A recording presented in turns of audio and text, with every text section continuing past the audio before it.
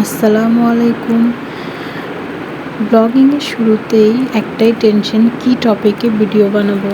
তাই তো আজকে নিজের রুটিন প্রতিদিন সকালবেলা কি করি সেটাই আপনাদের সাথে শেয়ার করতে চলে আসলাম।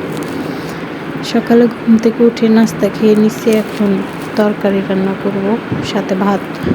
একটাই তরকারি রান্না করব, বেগুন দিয়ে চিংড়ি মাছ দিয়ে রান্না করতেছি।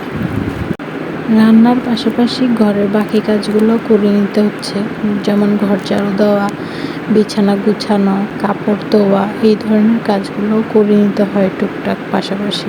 বেশি কিছু করিনি, শুধু একটা তরকারি আর একটা ডিম ভাজি করলাম। কাপড়গুলো ধুয়ে নিছি, থালা বাসনগুলো ধুয়ে নিচ্ছি। আমার ঘরের কাজ করতে ভালোই লাগে, কিন্তু একটু অসুস্থ যখন থাকি তখন আর পারি না। গোসল করে এখন খেয়ে নিব। আজকে এই পর্যন্তই শেয়ার করলাম আপনাদের সাথে। টাটা, বাই বাই, ভালো থাকবেন। পরের ভিডিওতে কিছু শেয়ার করব।